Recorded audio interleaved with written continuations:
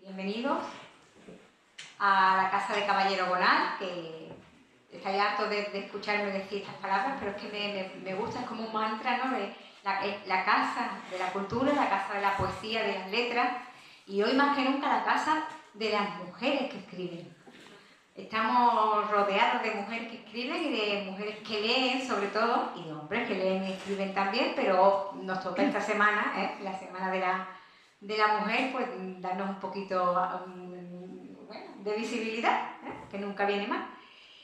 Yo estoy feliz, como siempre, que tengo aquí a Claudia Capel, sea presentando un libro, sea presentando a otra persona, sea impartiendo un taller, porque Claudia es una persona luminosa que cada vez que se sienta en esta mesa hace que suba en mucha altura. Así que yo siempre me encanta tenerla muy cerquita. Y a su derecha, bueno, ¿qué digo yo de Virginia? Si Virginia es como un angelito, es una de las personas más buenas, más inteligentes y más agudas que yo conozco. Una excelente escritora. Si alguien no ha leído los libros de microrrelato de Virginia, se está perdiendo algo muy grande, ¿eh? Lo advierto. Pues nada, una poeta, una microrrelatista y hoy... Bueno, pero hoy estoy ejerciendo de maestra de ceremonias aquí en la Fundación. Y yo siempre digo que los libros son todos importantes. Hasta los libros malos son importantes. Los libros buenos son más importantes, pero los malos también tienen su labor en el mundo y tienen su sitio en el mundo. Pero hay libros que no son importantes, que son imprescindibles, que son necesarios. Y yo creo que este es el caso de Ancestras. Incluso la palabra es una palabra necesaria, yo creo que luego Claudia hablará de eso, una palabra que no existe en el diccionario y que es muy necesaria. Y como muy necesario es imprescindible hablar de esas mujeres que están en la portada, cada una con un nombre propio diferente, daros cuenta, son mujeres totalmente diferentes las unas de las otras, hasta en el nombre. Rosalía, Alfonsina, María, Victoria, Zenobia, Pilar, Carmen, Elena, Gloria, Alejandra, Julia. Algunas poco conocidas, otras mal conocidas, algunas casi desconocidas. Mujeres que, sin embargo, han puesto la raíz de un árbol que hoy en día estamos muchas mujeres ahí atrapadas, ahí en las ramas, ¿verdad? Intentando florecer, intentando sacar fruto. Y le debemos mucho. Entonces yo creo que es imprescindible que haya quien tenga la pluma preparada y las ganas y el tiempo y el valor y el ingenio de llevarlas a un libro. Y eso, Claudia era la persona indicada. Así que ya os digo, este no es un libro necesario, es un libro imprescindible. Así que tenéis que tenerlo en vuestras bibliotecas, sobre todo en las que queréis escribir. Sobre todo, pero todo el mundo también. Las que queréis escribir todavía más, porque les debemos mucho a esas 11 mujeres y a la número 12, que es Claudia, que está abajo, que tampoco tiene el nombre igual que ninguna de ellas, también es totalmente diferente. Son 12 mujeres con 12 nombres, una docena como las docenas de huevo, cada una con una yema diferente. Así que yo creo que es una felicidad tenerlos a las dos. Y ya le voy a dejar a Virginia que va a presentar el acto y a Claudia que nos cuente un poquito de sus ancestras, que serán nuestras ancestras. Muchas gracias, Pepa. Bueno, tú tienes el tuyo y muévelo. ¿Este es tuyo? Sí, yo te estoy usando el micrófono. Vale, ok. Ahí, ya está. Ahí, perfecto. Bueno, pues no, así no se te va a oír. No se me oye, no. Tienes que mover. Poner para Claro, y yo esto he pensado. Sí. Vale. Bueno, eso que tenéis ahí son regalitos, si lo queréis abrir. Eso es la cosa de Virginia. Así es Virginia. Es que lo de Virginia ¿Me lo paso bien? Es la regalona. total. Bueno, yo voy hablando con ellos. Vale. O sea, Virginia y Josefa, que no conocí. ningún nombre. Es verdad. Por favor, les pido. Todas las mujeres.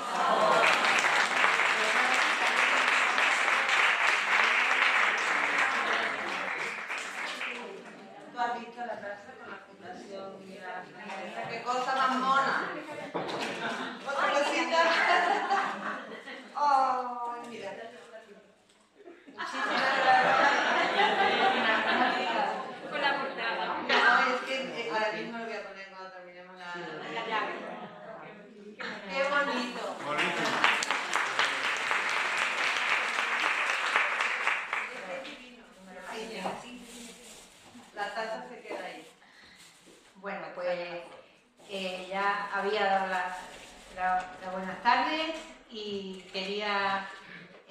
dar las gracias a todas las personas que nos acompañáis, a nosotras, pero sobre todo a las ancestras, que hoy son nuestras protagonistas.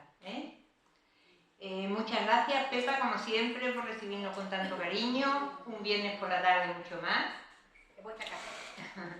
Y gracias a ti, Claudia, porque yo sé que has puesto muchísimo corazón, muchísimo tiempo, muchísimo trabajo, incluso las pestañas, has puesto para sacar adelante este libro maravilloso. Es un libro que además es muy emocionante, es muy emocionante. Yo me he emocionado muchas veces leyéndolo, y eso que es un libro de biografías, ¿no? Pero yo creo que eso tiene que ver en parte por el material que has elegido incluir, y después también porque no podemos olvidar que la voz que cuenta las historias es la voz de una poeta, y eso le da un pellizquito y te atrapa muchísimo más. Bueno, yo quería empezar diciendo lo que ya comentó Pepa, que la palabra ancestra no está reconocida por la Real Academia, no viene en el diccionario, y a mí de verdad me parece muy triste que un idioma tan rico como el nuestro, que es capaz de tantos matices, no reconozca una palabra tan hermosa y que además está cargada de contenido. Para mí no tiene sinónimo, para mí no es lo mismo que antepasada, es diferente, no tiene nada que ver. Entonces, por eso precisamente ancestras, porque aunque la Real Academia no lo sepa, las ancestras existen. Y aquí se nos cuenta la historia de 11 escritoras españolas y americanas del siglo XX que hablaban y sentían y escribían como nosotras en nuestra lengua. Aunque Claudia, como es poeta, lo dice de otra manera, mucho mejor. Están unidas por el lazo atlántico de nuestro idioma. Según vamos leyendo nos damos cuenta que no es ese el único lazo que comparten, se parecen en muchas más cosas. Todas han sido mujeres valientes, luchadoras, honestas y fieles a sí mismas. Y eso les ha acarreado unas vidas muy difíciles y que a todas, invariablemente, a todas las han tachado de locas o de raras. A todas. Entonces, Claudia comienza, la autora aquí presente comienza con un prólogo al que llama La tinta invisible. Y cierra el libro, ella le gustaría más que hubiera dicho completa el círculo, con La gota más invisible del tintero, el capítulo que dedica a Julia Orquídez, ¿no? Hablamos de la tinta invisible, la pincelada anónima, la partitura sin nombre. Hoy sabemos que muchas obras de arte que son atribuidas a autores desconocidos llevan la firma de una mujer. Y por eso para mí este libro, además de que está dedicado a estas ancestras, para mí también es un reconocimiento, un homenaje a todas las escritoras, nuestras ancestras, que tuvieron que firmar con seudónimo o que no pudieron publicar en vida, o que si lo hicieron lo pagaron muy caro, como una Alfonsina Storni, por ejemplo, que pierde su trabajo después de publicar su primer poemario, un trabajo en el que además cobraba la mitad que su antecesor, que era hombre. Entonces, yo pienso que este libro también es un poco así, ¿no? Es para todos, ¿no? Bueno, seguimos con la tinta, y Claudia dice, me parece que lo decía porque no me acuerdo bien, que tú querías aportar tu gota en el tintero invisible, ¿no? O algo así. Sí, no algo parecido. Bueno, o la gota, sí, tu gota en el tintero invisible. Sí. Bueno, pues Claudia, una vez que se mete en el tintero, escribe desde la complicidad, metiéndose en la piel de las ancestras, me consta. Y tanto las llamadas que me ha aguantado esta mujer. Los días de desesperación. O sea, es que yo no puedo más con la vida de Elena. Y ella me escuchaba mucho rato, y luego cuando acabábamos la conversación, porque claro, me daba angustia a veces ante historias tan terribles, ¿no? Y luego cuando acabábamos la conversación, decía, bueno, y un besito para Elena. Es que había días que me superaban la angustia fuerte. Bueno, pues sí, así está escrito el libro, y con mucha pasión, a veces con indignación y con rabia, no puede ser de otra manera, por las circunstancias vitales que tuvieron que atravesar esta mujer, y a veces tan tristes, tan injustas, incluso inhumanas, ¿no? Elena Garro, una de las biografías más duras que acaba ya de nombrar, ironiza de esta manera: reconozco que soy un ser inferior y hay que luchar por los derechos de los gatos, de las mujeres, de los pollos y de los burros. Fuerte, ¿no? Bueno, ya comenté antes que el libro es muy emocionante, ¿no? Y a crear esta atmósfera contribuyen, como también dije antes, los textos que ha incluido Claudia, ¿no? Entonces hay mucha correspondencia, hay muchas cartas que nos acercan a estas escritoras, nos las convierten en mujeres de carne y hueso, nos hablan de su vida cotidiana, como las que intercambia Rosalía de Castro con su marido, hablando de sus dificultades económicas, o como esos escarceos primero de Juan Ramón y Zenobia. Bueno, también hay cartas desgarradoras. Yo el libro de los cerezos, tu último poemario, lo leí en Chipiona, ¿te acuerdas? ¿No te acuerdas? Bueno, Sí, me acuerdo. ¿te acuerdas? Bueno, pues... ¡Uy! Se me fue el agua para el otro lado. No, aquí tengo, Pepa, gracias. ¿Está bien? Sí, que se me fue el agua. Bueno, pues este en parte lo he leído en el Media Distancia de Sevilla, entonces los viajecitos que me has dado, no veas. Me imagino. Porque la última vez que fui iba leyendo, iba terminando a Alfonsina Storni, esas cartas que escribe a sus amigos preocupándose por el bienestar económico de su hijo cuando ella ya no esté, ese premio de poesía que se ha presentado y si ella haya muerto, ¿quién se lleva el dinero? Ese, mi sueldo del ayuntamiento, si se lo pueden subir a mí, o sea, sumar a mi hijo y ascenderlo, en fin, cartas de 3 y 4 renglones, pero desgarradoras, de verdad. Eso fue el viaje a Sevilla. La vuelta fue con María Zambrano. Madre mía, también, que María Zambrano, una María Zambrano de 19 años que le escribe una carta a su hijo muerto, a su bebé muerto. Eso es de verdad desgarrador. tremenda esa carta es de lo más triste que he leído. Pues sí, Sí, lo tuve yo que leer en el tren. Ay, Dios en el mío. tren. ¿Y tú te dejas de leer? Hombre, Porque claro, pasa por pero ahí. es muy fuerte. Bueno, y otra cosa también que incluye, que también contribuye mucho a esa atmósfera, son textos de las propias escritoras. Algunos no son poesía, hay muchos poemas porque hay mucha poeta ahí, pero entonces ¿qué pasa? Que esos textos están contextualizados, o sea, Claudia cuenta por qué, cuándo, entonces eso hace que te conmuevan más, ¿no? Y bueno, además te van introduciendo en la obra de las autoras, si no las conoces. A mí me ha pasado con Elena Garro.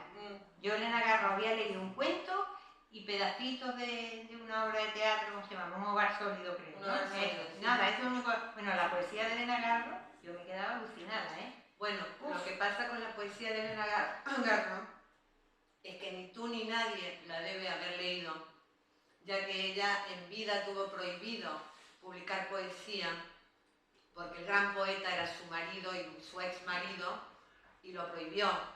Entonces los poemas de Elena Garro se publican por primera vez muy póstumamente en 2016 en el centenario de su nacimiento. O sea, hasta antes esos poemas no se conocían. Que son Y a mí me toca esa un montón. Bueno, no, de verdad, es que de esta que te queda guapo, una cosa, bueno, eso no se siente con todos los poetas, pero a mí me pasa, vamos, con algunos me pasa, y como ya me ha pasado, vamos, Alucinante. Alucinante. Bueno, pues nos dice Claudia que estas 11 historias son cuentos sin ficción, aunque te cueste creer lo que cuento. Bueno, pues si ella dice eso, yo tengo que añadir que son cuentos muy bien documentados. Y que cuando tú desmontas tópicos, que hay muchos tópicos sobre estas mujeres, o despegas etiquetas, lo hace con los papeles en la mano. Entonces ya no es opinable o es su enfoque, no. Aquí está la documentación que acredita lo que estoy diciendo, ¿no? Y eso es muy importante. Bueno, otra cosa que tiene el libro, ya voy a terminar, es que todos los capítulos están montados de manera diferente. Unos empiezan por el final, otros por el nacimiento, otro, por ejemplo, como el de Carmen Conde, cuando es admitida en la Real Academia. O sea, cada capítulo está montado de una manera distinta, ¿no? Qué lindo que digas eso, porque me dio un trabajo chino. Me imagino. O sea, tratar de que no todo sea igual, Bueno, de darle una vuelta para que tenga sea agradable de ser leído y no sea una cosa así. Muchas gracias por resaltarlo. Que todas son diferentes, por lo tanto todas merecían. Claro, cada una tiene su Totalmente. manera de... Y además, eso no lo tengo aquí, pero lo voy a decir, es que están muy equilibradas estas mujeres. O sea, que tú has sido muy democrática en el sentido, no esta más importante más y esta menos leída menos. No, tienen su espacio todas, ¿eh? Y después otra cosa que hace también, que me encanta, es que entrelaza historias en cuanto que puede, ¿no? Sí. Por ejemplo, Rosalía de Castro es hija de madre soltera. Pues resulta que María Zambrano y Alfonsina Estorniz fueron madres solteras a los 19 años y a los 19 años se casa Pilar de Valderrama.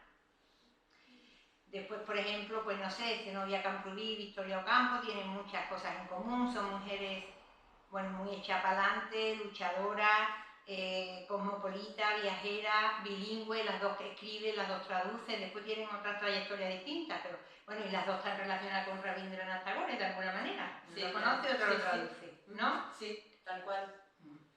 Bueno, pues tú tienes algo que decir, yo voy a poner diapositiva. Yo te quiero. No, quiero decir solo una cosita más con respecto al libro en general, aunque Virginia ya lo ha dicho, todo lo importante. ¿Por qué 11? ¿No?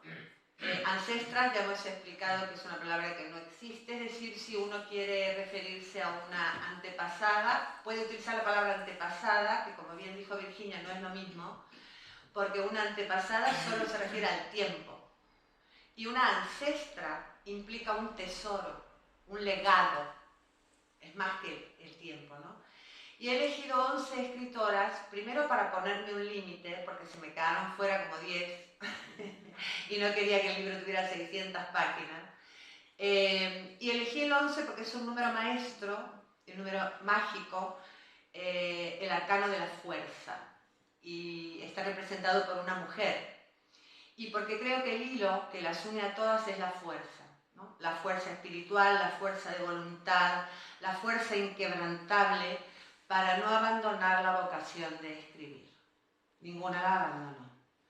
A pesar de la guerra, el exilio, la injusticia, la censura, los hijos muertos, bueno, todo lo que han padecido, todas escribieron. Y a mí eso me parece sumamente admirable y que nos hayan dejado estas obras que son tesoros para mí. Eso solo quería agregar. Bueno,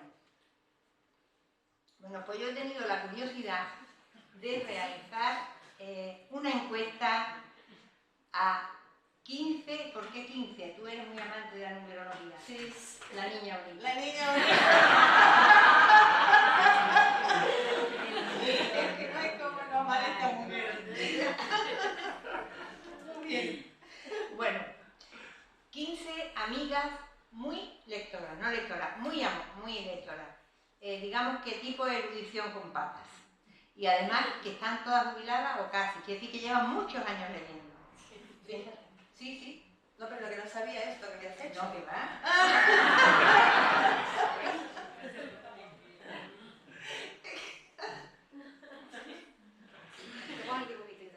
Sí, no, es que lo estoy viendo aquí. Es que por eso he dicho que venía dentro de ese día que me iba a venir, porque te picaron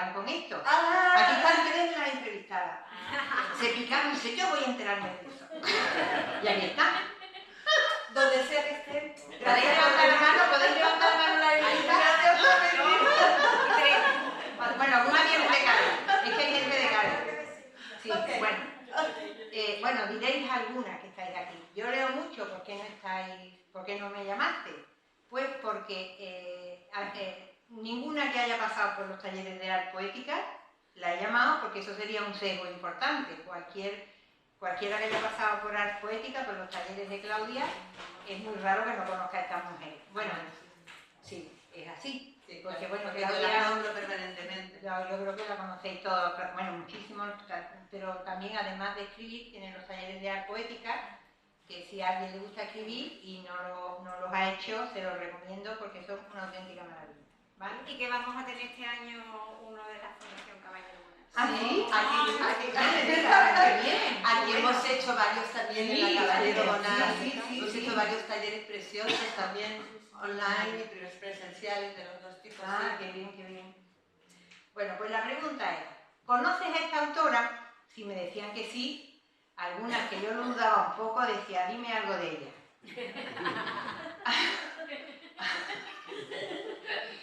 Y después, ¿la has leído?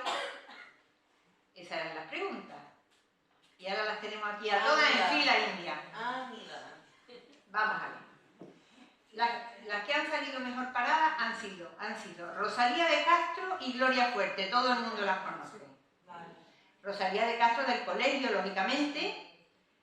Lo que pasa es que la idea que tienen algunas eruditas de Rosalía de Castro es una especie de Heidi que va trotando por el Monte Gallego.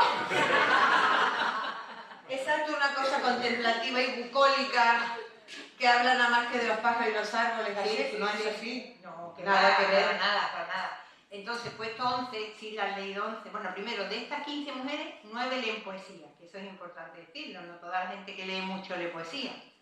Estas 11, algunas no las han leído directamente, pero conocen su obra a través de Amancio Prada. Gloria Fuerte, claro, la conoce todo el mundo de la tele, ¿no? Aunque, bueno, no tiene nada que ver esa Gloria Fuerte con la Gloria Fuerte real, ¿no? Bueno, real, esa también era Gloria Fuerte, pero... Y después, bueno, Alfonsina Storni, si queréis os lo digo todo así por encima. Bueno, Alfonsina Storni, María Zambrano es muy gracioso porque aquí pone 14, ¿no? En vez de 15, que sería, digo, ¿qué pasó con esa número 15? Que me dijo que la conocía del colegio y tenía mi edad, digo, del colegio María Zambrano. Estaba proscrita. No, es que en nuestra época no se nombraba, en mi época franquista María Zambrano no existía. A María Zambrano no la conoce. Qué fuerte. Alfonsina Storni también sus 14, pero bueno, esto también a través de Alfonsina y el Mar, pero como sabían que era una escritora, algunas me dijeron sudamericana o argentina, lo di por bueno. Bueno, Zenobia Campuy también. Bueno, vamos a pasar ya, para no ponerme pesada, a las menos conocidas, ¿no? Por ejemplo, Victoria Ocampo, la conocen 3 y la he leído una. Algunas, 2 o 3 me dijeron que era de la generación del 27, digo, bueno, no andáis descaminadas, pero nació en otro sitio, no vale. Y después, una me dijo que había estado en la cárcel. Es una de la generación del 27 que estuvo en la cárcel. Digo, sí, pero en Argentina por antiperonista, no en España. Después, bueno, 2 que, las 3 últimas, digamos, que son menos conocidas. Tenemos aquí a, por ejemplo, Pilar de Valderrama, solo la ha conocido una, no la ha leído, la que la ha conocido, porque decía que era una poeta menor. Digo, bueno, yo no sé, pero algún pellizquito tiene. Bueno, nadie conocía a Pilar de Valderrama, y entonces les digo, ¿y a Guiomar? Y dice, hombre, Virginia, claro, Antonio Machado, hombre, pero digo, bueno, pues... Claro, pero lo conocen a Antonio Machado y no a Pilar. Claro. O sea, cuando se dice Guiomar, entonces reconocen al nombre Guiomar, que fue el nombre poético que creó Antonio para ella, pero nadie ha leído a Pilar y nadie sabe en general que era poeta antes y después de Machado, ¿no? Bueno, otra muy poco conocida, Elena Garro, la conocían 2 y las 2 la habían leído. Tengo que decir que estas 2 que la habían leído estaban enamoradas de ella y no había que la hallara por teléfono, que les tuve que decir que stop, se acabó la cuenta. Y porque Elena Garro, aquí hay una sentada. conocían dos, pero le digo, ¿y Octavio Paz? Hombre, Virginia, claro, Octavio Paz fue marido de Elena Garro, no la dejó publicar. O sea que... Y después, la última, Julia Orquili, nada más la he conocido una, nada más escribió un libro, pero no lo había leído ni sabía que existía. Entonces, nada más conocía a una Julia Orquili. Pero a muchas de ellas, después que les pregunté, y la tía Julia y el escribidor, hombre, claro, hombre, Vargas Llosa, novia de Vargas Llosa, ahí andamos, ¿no? Claro, la tía Julia. Y bueno, pues vamos a pasar ya a la siguiente diapositiva. Bueno, esto es, digamos, un pequeño homenaje que yo he querido hacer a esas Muchísimas mujeres. gracias. Sí. Mira, si te parece, cuando tú pones la diapo, Sí, yo digo un poquito qué simboliza en el libro claro, ¿no? Y ya está. cada autora. No, y tú dices que tuviera también, ¿sí? estamos charlando. En el sentido de que cada una intento que simbolice algo, ¿no? Rosalía de Castro, que es absolutamente maravillosa, simboliza a la loca. ¿No? Es la mujer, una de las que más padeció la palabra loca, tanto ella como su madre la llamaban loca porque era diferente, porque era libre, porque era soñadora, porque era poeta, porque quería escribir, entonces la llamaban la loca. Y tiene una vida muy desconocida, ya que las biografías de Rosalía que circulan son muy sesgadas, se nombran solamente 3 o 4 libros, como bien dijo Virginia, como pastoriles, como de observación del paisaje de Galicia, y no se habla de su obra fundamental, que es la otra. Solo voy a decir que Rosalía es la autora del primer manifiesto de una mujer escritora en defensa de la palabra de la mujer en literatura, que se llama Lieders. Texto que nadie conoce, yo aquí he puesto unos cuantos párrafos. Y esto ella lo hace unos 70 años antes que Virginia Woolf escribiera Una habitación propia, que es como el himno o el documento que se conoce como, ¿no?, el inicio de la revolución de las mujeres. Bueno, Rosalía lo hizo 70 años antes en nuestro idioma. Entonces también es bueno reconocer en nuestras ancestras el valor que tenemos en nuestra querida lengua española, porque siempre tomamos como referentes anglosajones, que está muy bien, pero nosotras tenemos muchas y muy buenas también, ¿no? Entonces elegí un verso de un poema de su último libro que dice: ahí va la loca soñando, ¿no? Porque es lo que hizo toda la vida: soñar, escribir, defender su libertad y sus pensamientos. Empieza el capítulo de Rosalía con su nacimiento, no lo voy a contar aquí porque si no vamos a estar hasta las 10 de la noche, pero ya es muy confuso el nacimiento, que es una niña que es apuntada en un acta bautismal como niña de padres incógnitos. Que entre ellos se conocía, dicen, ¿no?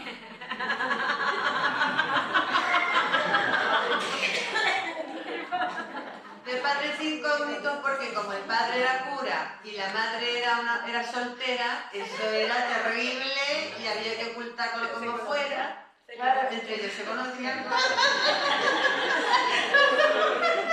Y entonces, ante la chapuza y la necesidad de disimular, ya en el acta está todo mal puesto, la fecha de nacimiento, el año, está todo mal, bueno, una cosa tremenda.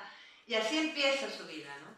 Con esa orfandad ficticia, digamos, ¿no? Y a partir de ahí lo que se quieran imaginar. Es muy interesante la vida de Rosalía. Yo, mira, lo único que he cogido después de lo que tú has dicho, yo quería decir, pero es que hay algo que me ha encantado, ¿no? Porque cuando ella no es que defendiera, era una mujer muy humilde, me parecía a mí. humilde. Entonces, cuando criticaban a las mujeres que escribían, ¿no?, ella decía, como que lo hacían, dice, obedeciendo tal vez una fuerza irresistible.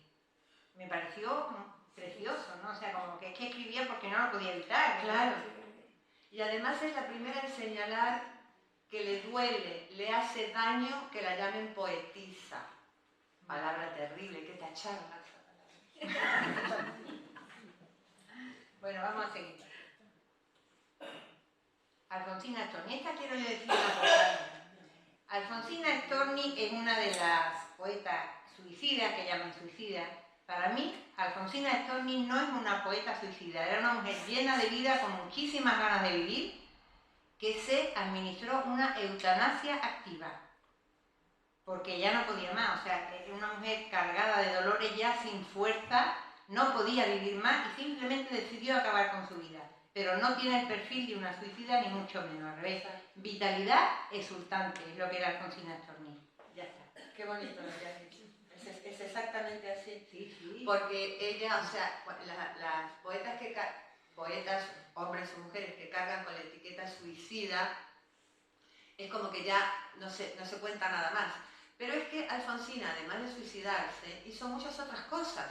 Tuvo una vida sumamente interesante, fue madre soltera en un pequeño pueblo de una provincia del interior de Argentina, y cuando queda embarazada de un hombre casado y mayor, que no reconoce la paternidad de ese niño, ella coge una maleta con 4 vestidos, los libros de poemas de Rubén Darío, sus cuadernos donde escribía escondidas los poemas y se va a Buenos Aires sola y embarazada a tener a su hijo. O sea, la vida de Alfonsina Storni está marcada por sus decisiones. En el libro simboliza la decisión. Totalmente, totalmente. Todas las decisiones que toma, hasta la última, que es, como bien explicó Virginia, acabar con su vida porque ya no podía más, no porque estuviera loca.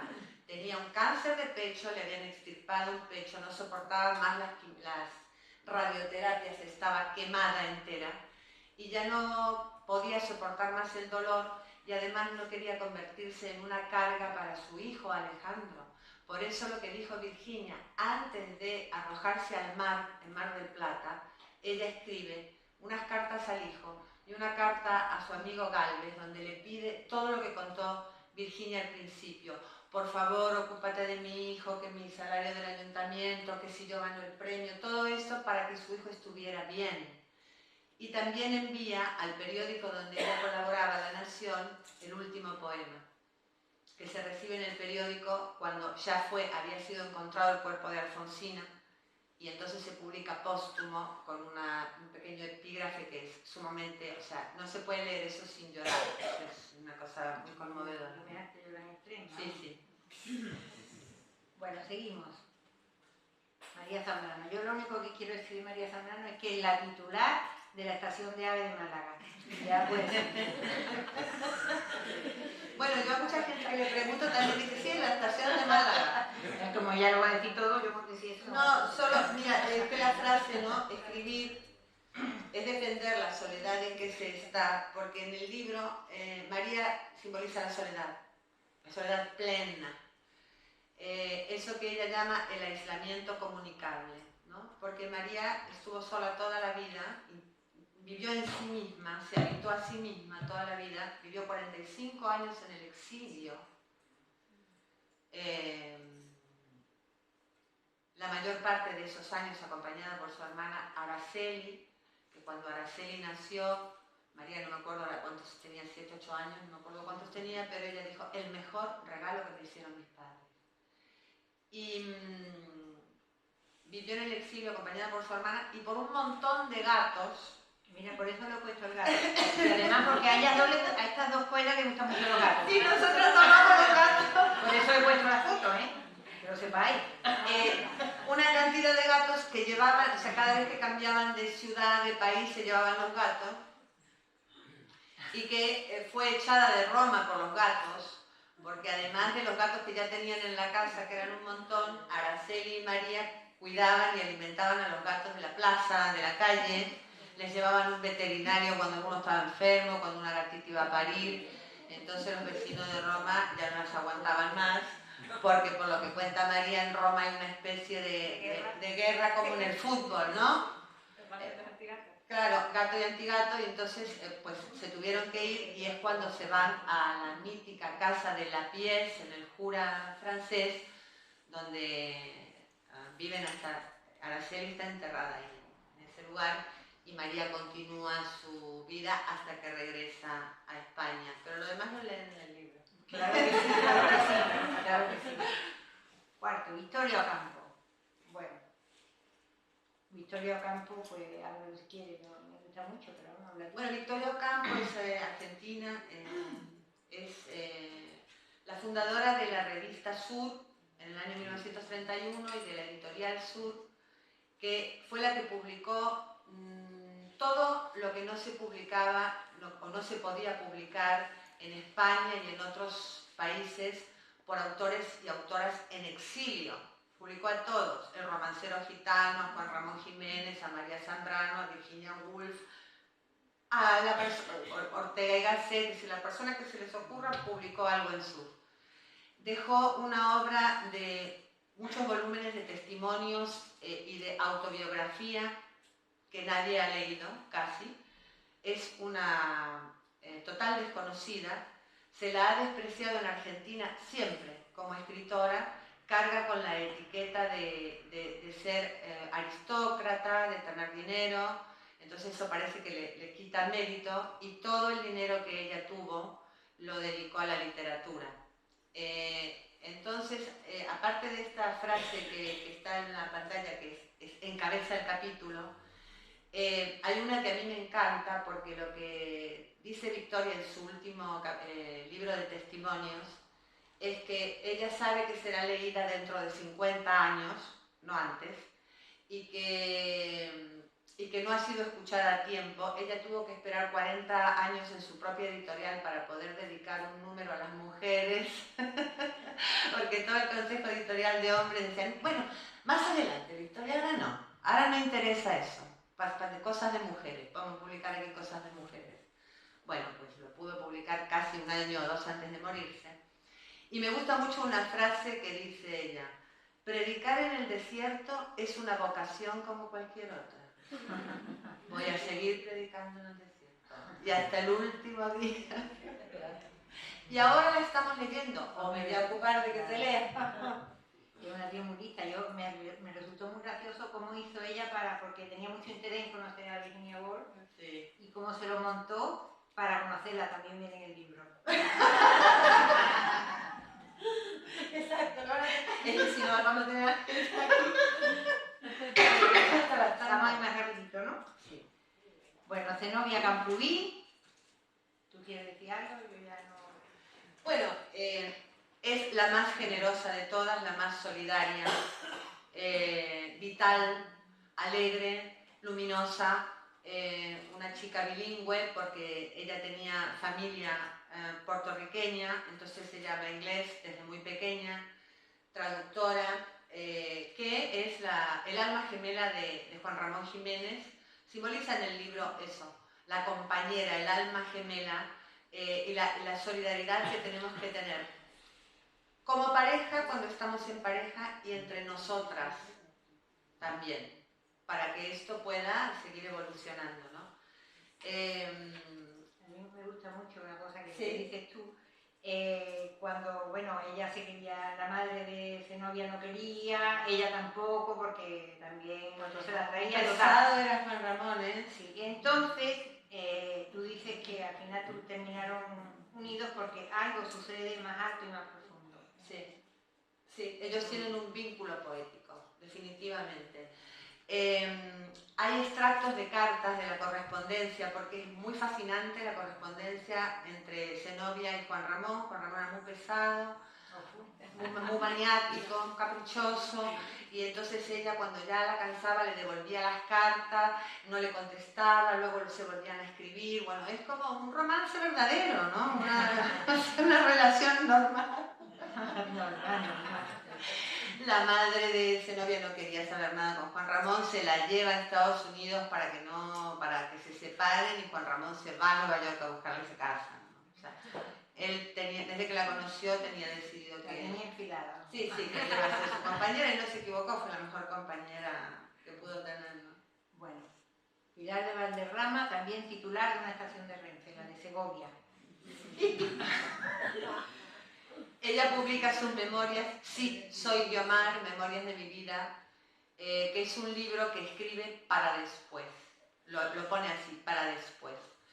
Ese libro y también el último poemario de Mar a Mar los escribe para después, porque ahí, digamos que Pilar simboliza en este libro las ataduras de la mujer decente. Ella está muy perseguida por la decencia, ¿no? Es una mujer sumamente católica, que cumple con todas las normas que se exigen, ¿no? Ser una mujer decente, buena esposa, buena madre, cuidar la honra, aunque todo esto le produjera una profunda infelicidad. Y creo que la historia de amor con Antonio Machado es de las más bonitas que yo he leído. Sí. Sí, realmente es preciosa. A eso, que lo que se dicen que si eran amantes, creo que tú comentas que es un vínculo más íntimo que los cuerpos. Sí. Y ella inventa o crea un espacio que se llama el tercer mundo, ¿no? Entonces, el tercer mundo es una cita mental que ellos tenían entre las 11 y las 12 de la noche para pensarse. Entonces, estuvieran donde estuvieran, ellos sabían que de 11 a 12 se estaban pensando. Aparte de que me parece súper sexy, te cuento, una cosa maravillosa. Sí, pues sí, porque Es como el sexo ha dicho. Claro, mi amor, Antes de... claro, sí, toda sí, esa brutal, ¿no? Vea, Sí. vamos a seguir. Carmen Conde. Bueno, Carmen es la primera mujer admitida en la Real Academia Española.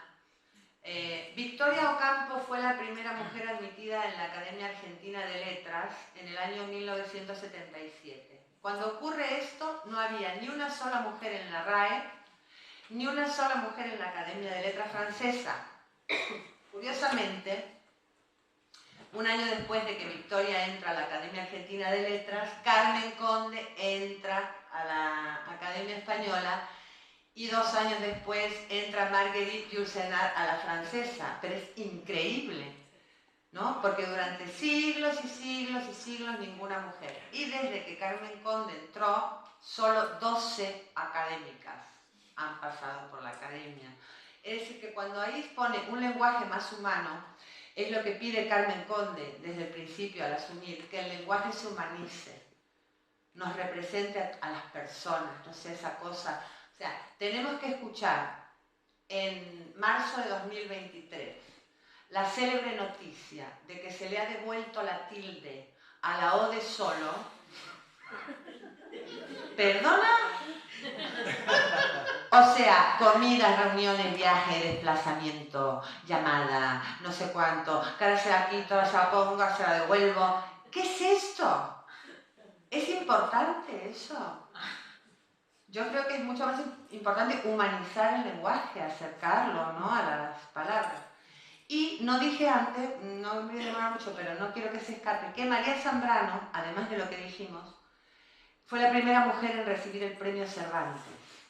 Esto ocurrió en 1988. El premio Cervantes nació en el 75, es decir, que ya tiene como que 47, 48 años. Solo 6 mujeres han recibido el Cervantes. Es decir, que lo que hay aquí son datos. Por eso cuando digo son 11 historias de no ficción, aunque te cueste creerlas, es porque son datos. Aunque parezca mentira, eso es así hoy. Estos datos son de hoy, siglo XXI, 2023. Y la Real Academia Española creo que hay 12, ¿no? 12, no juntas, pero No, han ya, pasado 12 a a lo largo desde el 78 hasta hoy. 12. 12. Y la Pardo Bazán ahora que se lo han dado. Bueno, Eso ya ves, no habla de eso. sí. Bueno, Está en el libro igual todo eso, lo de Emilia Pardo Bazán, porque en el 2021, como era el centenario sí, de la muerte, hicieron un homenaje muy grande para Emilia Pardo Bazán e inventaron la silla 47, que es una silla virtual, inexistente. Le hicieron el homenaje, Emilia, perdona que no te recibimos en la academia, no sé cuánto, pero la silla no existe. O sea, las 46 sillas están ocupadas por un 90% de académicos y un 10% o menos de académicas. Y la de Emilia que está flotando. Como un hombre. Bueno, y las cosas no vamos a decir, las cosas que dijeron los académicos cuando ella quería entrar, que eran bestialidades, eso no queremos decir. Bueno, cuando Carmen entró, de hecho, no había baño de mujeres en el edificio de la RAE. Bueno, vamos ya con Elena Garro. No, voy a decir solo quién es. Elena Garro la mejor escritora mexicana del siglo pasado, una chica que tuvo la desgracia de conocer a Octavio Paz en la universidad, y un día él y 4 amigos van al registro civil, se casan, ella ni sabía que se iba a casar, de hecho no podía casarse porque todavía era menor, pero ahí, bueno, trapicheo va, trapicheo viene, se casan, porque él se la quería traer a España en el año 37 para el Congreso de la Lengua que se hizo en Valencia, antifascista y todo esto, que está muy bien, un congreso de intelectuales. Y Elena recuerda que se encontró allí, que no sabía ni qué hacía, decía, yo era una escritora, una bailarina, una coreógrafa, no era intelectual, no era anti nada, y me encontré rodeada de todas esas personas. Y al regreso en México, Octavio Paz le prohíbe continuar con los estudios universitarios, le prohíbe escribir o publicar poesía porque él es el poeta, y se ocupa de que no se le publique ningún libro. De hecho, ella puede empezar a publicar cuando se separa de Octavio Paz. Es una vida sumamente injusta, ella fue echada de México, perseguida, censurada, carga con una leyenda negra muy terrible, vivió en el exilio más de 20 años. Hay una parte que yo pongo en el libro que me cuesta incluso leerla, ¿no? Que cuando por fin consiguen que pueda volver, solo vivió 4 o 5 años más porque estaba muy enferma, las gestiones que hubo que hacer para que Octavio Paz lo permitiera, como si fuera el dueño de México, una cosa escalofriante. Entonces, además están poemas de Elena Garro, que como dijimos antes, pertenecen al libro Cristales de Tiempo, que fue publicado en el 2016 por su biógrafa, que es una maravilla, son desconocidos completamente, se salvaron por los baúles que llevaba Elena por los exilios, también llena de gatos, otra loca de los gatos, y afortunadamente se salvaron y yo los utilizo mucho en este libro. Mira, aquí hay... Con el gato la he puesto. Que está con el gato. Claro, otra loca de los gatos, y estos versos, ¿no? Una cortina de dedos, una marea de dedos, una muralla me señala. Se sentía perseguida, no se sentía, fue perseguida, tuvo que irse de México. O sea, es una historia tristísima la de Elena Garro, y es, bueno, sus novelas del llamado realismo mágico son anteriores a las de García Márquez. Pero así como las mujeres no están en las listas de lo que se llamó el boom latinoamericano, como tampoco están las mujeres en la generación del 27. No hay mujeres. Ahora, las sin sombrero, ahí hacemos un huequito aparte. Bueno, estas cosas ojalá algún día cambien. Bueno, aquí tenemos a Gloria Fuerte con 20 años. He querido romper. Así era Gloria Fuerte. Gloria Fuerte no fue siempre esa señora. No.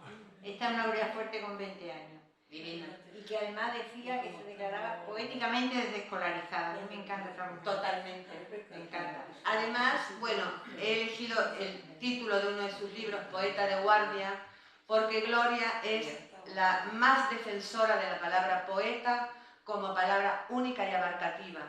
O sea, poeta puedo ser yo que soy mujer o él que es hombre. Detesta la palabra poetisa, de hecho hay un poema que dice, hago versos, señores, hago versos, no me gusta que me llamen poetisa. Poeta de guardia dice en su tumba, Gloria Fuertes, poeta de guardia. Y también, para entrar por otro lado, tiene un poemita cortito, ¿no? Que dice, la poeta se casó con el poeto y en vez de tener un niño, tuvieron un soneto.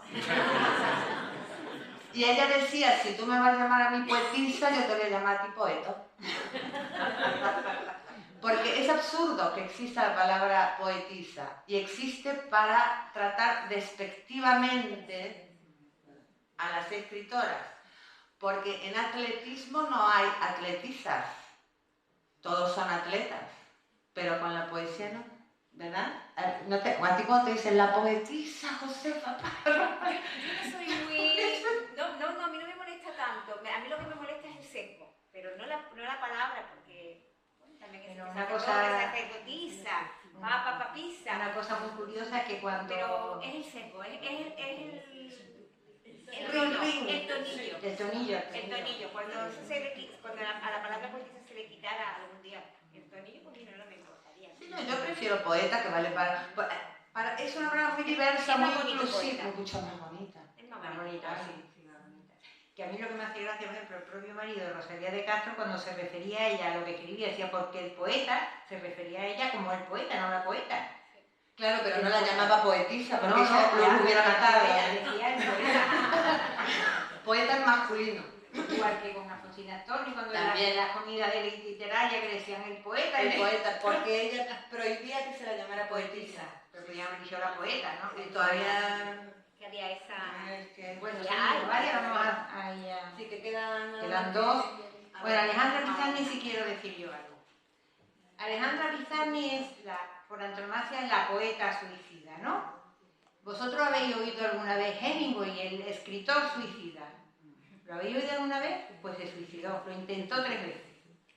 De Hemingway que sabemos que era un aventurero, que si con Abagán en los toros, que si no sé qué, que si no sé cuánto, pues se suicidó. Y yo no he oído a nadie decir Hemingway el escritor suicida. Yo tampoco. Eso Ahora era que lo dices. lo que quería decir, ¿no? Claro, y bueno, se suicidó más mayor. En España también tenemos uno que se suicidó con 27 años, Mariano José de Larra. Tampoco se dice el escritor suicida. No, no. Ya está, yo ya no quiero que me... Esta casa maravillosa me dio la oportunidad de dar un taller sobre Alejandra Pizarnik. Algunas personas quizás lo han hecho. Vivió apenas 36 años. Para mí es una de las mejores poetas en lengua española. Les recomiendo por favor que la lean porque su poesía es única y maravillosa. Ella alcanza la quinta esencia poética. Ella es este tipo de personas que nace ser humano pero con un don poético, y es más importante el ser poético que el ser humano. Por eso dice, alguien en mí dormido me come y me bebe. Ella está habitada por la poeta, ¿no? Y se dedica el tiempo que vive a la poesía, es lo único que le interesa, ¿no? Bueno, hay muchas leyendas sobre Alejandra, no me voy a detener en eso, solo quiero decir que Alejandra tuvo la misma mala suerte que, por ejemplo, Vincent Van Gogh, ¿no? Nacen estos genios luminosos, radiantes, y tienen a lo mejor problemas de depresión, tienen a lo mejor algún problema que necesita ser tratado de enfermedad mental, y caen en manos de gente que no entiende nada, no sabe qué es la pintura, no sabe qué es la poesía, no sabe nada, ha estudiado psiquiatría, con todo mi respeto, muy bien, los medican. Alejandra estaba químicamente muerta, mal medicada, maltratada por un psiquiatra que es el ser más nefasto que ella cruzó en su vida, y cuando se suicida consumiendo pastillas, lo hace no porque estuviera loca, sino porque estaba cansada de malvivir. Aquí hay muchos médicos, lo que hacía este hombre de hablar de literatura con ella, o sea, eso es una locura. O sea, tú eres psiquiatra, ¿cómo te vas a poner a hablar de literatura con tu paciente? Eso es una cosa de locos, de verdad, eso sí que es de locos. Está todo en el libro, he elegido extractos de los diarios de Alejandra, cosas que les va a doler el estómago cuando lean esa parte, pero solo como para poner el broche quiero decir que 2 meses después de Alejandra Pizarnik se suicidó la mujer del psiquiatra. Bueno, pues ya tenemos aquí a Rubia Urquidi, que es la gota más invisible del mundo. Qué bonito es la expresión. Qué triste. Bueno, Julia Urquidi es la tía Julia en La tía Julia y el escribidor. Todos conocemos a Vargas, el autor. Es una mujer que era tía de Vargas, no sanguínea, sino porque su hermana estaba casada con el hermano del padre de Vargas. Se casan, se van a vivir a París, ella lo mantiene, lo ayuda a comenzar su carrera literaria, y invita a una de sus sobrinas, prima hermana de Vargas, y se acuestan en su propia cama, y después él la deja y se termina el matrimonio, ¿no? Claramente. Entonces, él escribe, la tía Julia y el escribidor, a Julia no le gusta ese personaje estereotipado, lleno de, bueno, en fin, deformado, en el que ella no se reconoce, pero lo deja pasar. Hasta que él vende los derechos de la novela a una productora colombiana y se hace un culebrón o telenovela, tía Julia y el escribidor, francamente espantoso, donde el personaje de Julia tiene todo. Es mala, manipuladora, la mujer mayor que engaña a un pobre chico. Él es buenísimo, es una especie de ángel caído del cielo, muy alto, muy guapo, que se acuesta con las mujeres porque las mujeres lo buscan y él tiene que actuar como un hombre. ¿Qué va a hacer? Todavía se lo cree con la edad que tiene. Unas cosas espeluznantes. Entonces, cuando Julia escribe su biografía, lo que Varguitas no dijo, Yo creo que Shakira sabía esto. lo que Varguitas no dijo, que la publica en una pequeña editorial boliviana, una edición, que yo tengo una primera edición, que cada vez que toco el libro se le sale otra página, porque la calidad es tan mala, o sea, esto, por supuesto padece censura. Vargas hace todo lo posible para que ese libro no se venda, no salga, no se conozca.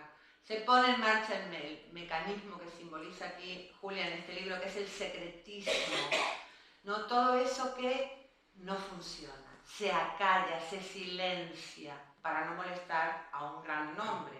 El libro no se publicita, nadie lo menciona, o sea, esperando que se muera, ¿no? Y a mí me parece que es un libro que hay que leer. Hay que leer, porque ahí ella cuenta su verdad y su verdad no se parece en nada, ni a lo que dice Varguitas, ni al personaje que Varguitas inventa de Julia. Y también me hace reflexionar sobre el espacio literario de las mujeres, otra vez, que no llega al 14% del mundo literario, y a pensar que la mayoría de las novelas, diría que más del 90% de las novelas, son escritas por autores hombres. Es decir, que todos esos personajes femeninos de las novelas son rarísimos. Están todas erotizadas, a ninguna le duelen los ovarios, a ninguna le viene la regla, ninguna es menopáusica. O sea, son como series de ficción. Entonces yo quizás por eso, cuando empiezo a leer una novela, me aburro y la dejo, porque esas mujeres me parecen rarísimas. ¿Pero qué le pasa? Yo nunca he sentido eso. Pues yo me tengo que depilar las piernas, no sé, tengo que hacer otras cosas que hacen esta gente. Todas, o sea, estos estereotipos, ¿no? Por eso sería muy importante que por fin se abrieran las puertas verdaderamente, editorialmente, a la voz de las mujeres y los personajes de mujeres, por ejemplo, como los que escribe Almudena Grandes, se parecen a las mujeres, ¿o no? O sea, tienen hablan de otras. Claro, los de Vargas no. Entonces ahí les dejo lo que Vargas. Bueno, solo quiero decir una cosa y terminamos de verdad, y es esta. El capítulo de Elena Garro empieza con la portada de un libro que se llama Reencuentro de Personajes, Feria de Guadalajara 2016. Y el libro tiene una faja que dice, Elena Garro, esposa de Octavio Paz, amante de Bioy Casares, amiga de Jorge Luis Borges. Bueno, se armó un escándalo que tuvieron que retirar la faja. Porque imagínense ustedes un libro de Vargas. Marido de su tía Julia, ex marido de su prima hermana Patricia, exnovio de Isabel Preisler. ¿Cómo hacemos? Ni se le ocurre a nadie hacer eso con un libro de un hombre, pero con lo de las mujeres sí. Esas cosas esperemos que dejen de pasar. Muchas gracias.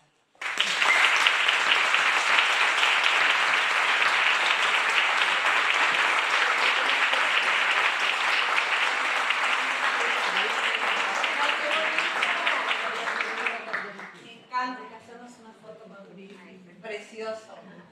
Muchísimas gracias, Liz.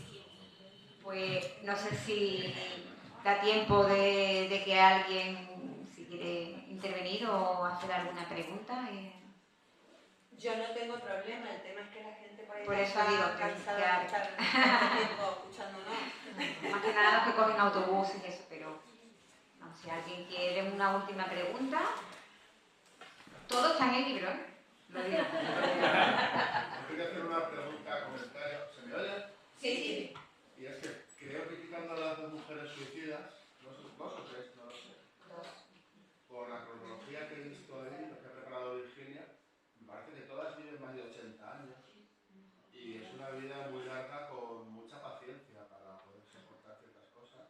Sí. Y que les da tiempo también tanto a pensar como a escribir, como a preparar su obra de alguna manera, publicada o no, y dejarla como legado a quien luego ha querido, quiere o querrá hacer algo con ella, ¿no?